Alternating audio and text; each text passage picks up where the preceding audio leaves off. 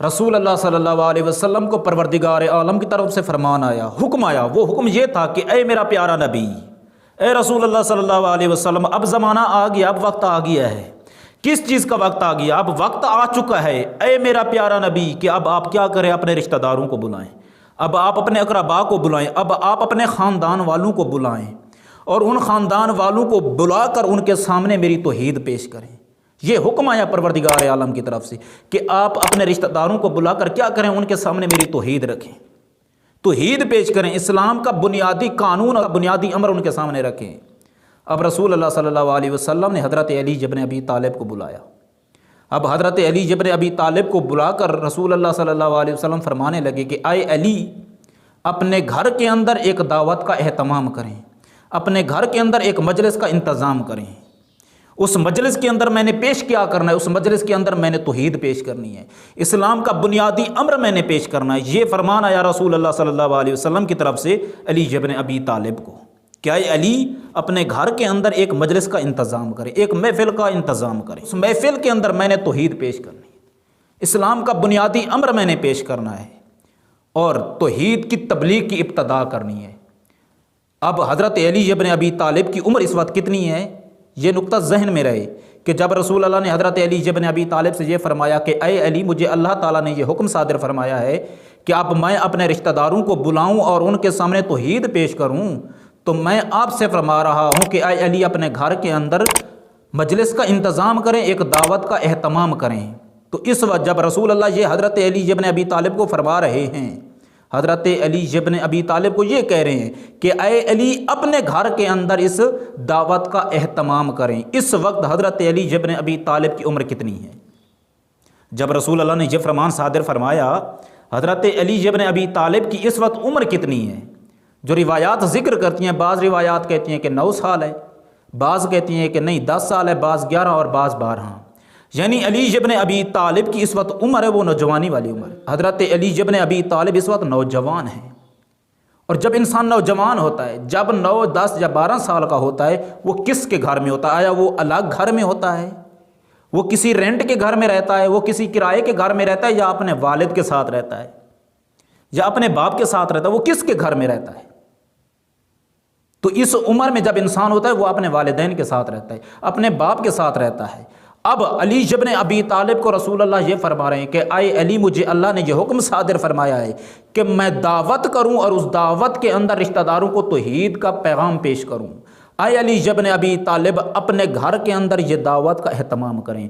یہ گھر علی ابن ابی طالب کا نہیں، یہ ابو طالب کا گھر ہے، کیونکہ علی ابن ابی طالب کی عمر جو اس وقت ہے وہ نوجوانی کی عمر میں، اور نوجوانی کی عمر میں بچہ جب یا انسان ہوتا ہے وہ کس کے گھر میں ہوتا ہے؟ والد کے گھر میں ہوتا ہے۔ یعنی رسول اللہ یہ فرما رہے ہیں کہ اے علی، اب آپ اپنے گھر کے اندر ایک مجلس کا اہتمام کریں، ایک دعوت کا اہتمام کریں اور قریش مکہ کے سرداران کو بلائیں۔ اس مجلس کے اندر میں نے توحید پیش کرنی ہے، اور اس جگہ کو جو میں انتخاب کر رہا ہوں وہ آپ کے والد کا گھر ہے، یعنی ابو طالب کا گھر ہے۔ دیکھیں توحید کی تبلیغ کی ابتدا کس گھر سے ہوتی ہے؟ حضرت ابو طالب کے گھر سے۔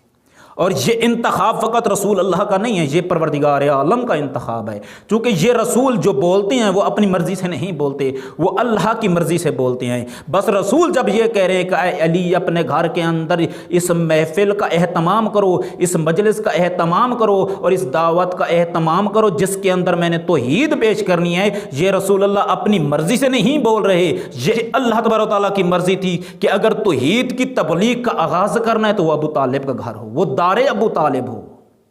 اسلام کی ابتدا کس گھر سے ہو؟ یہ اللہ کی مرضی تھی کہ اسلام کی ابتدا جس گھر سے ہو وہ گھر ابو طالب کا گھر ہو، اسلام کا آغاز جس گھر سے ہو وہ گھر ابو طالب کا گھر ہو۔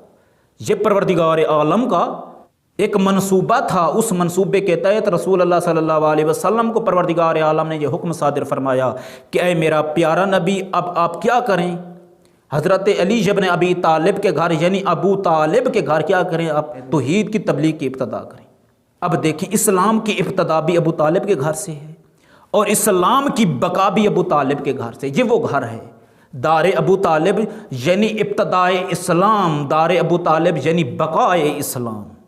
جس گھر سے اسلام کی ابتدا ہوئی وہ گھر بھی ابو طالب کا، اور جس گھر کے اندر بقائے اسلام ہے وہ گھر بھی ابو طالب کا ہے۔ ابو طالب، آج بعض نادان حضرت ابو طالب کے ایمان پر باتیں کرتے ہیں۔ ابو طالب کون ہے؟ وہ جس نے رسول اللہ صلی اللہ علیہ وسلم کی حفاظت کی۔ آج اگر ہم مسلمان ہیں، ہم مومن ہیں، آج ہم قرآن پڑھتے ہیں تو یہ رہین منت حضرت ابو طالب ہے۔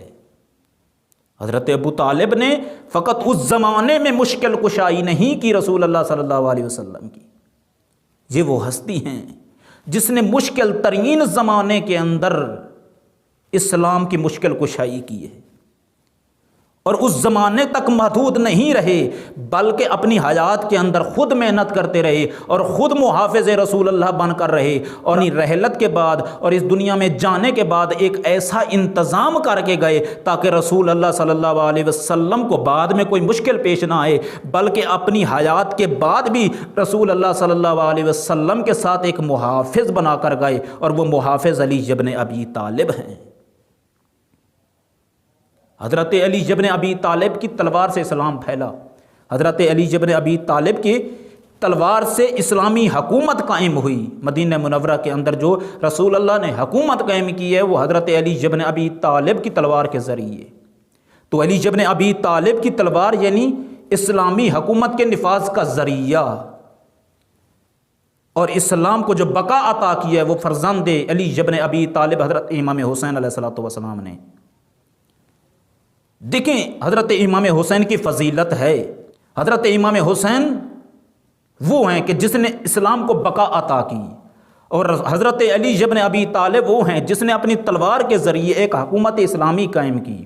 لیکن حضرت ابو طالب کون ہیں؟ حضرت ابو طالب وہ ہیں جو مؤسس اسلام ہیں، جو بانی اسلام ہیں، جس نے سب سے پہلے اسلام کے لیے محنتیں کی، جس نے سب سے پہلے اسلام کے لیے مشکلات برداشت کی، اور ایسی بنیاد رکھی کہ آج ہر مسلمان اس میراث سے فائدہ اٹھا رہا ہے۔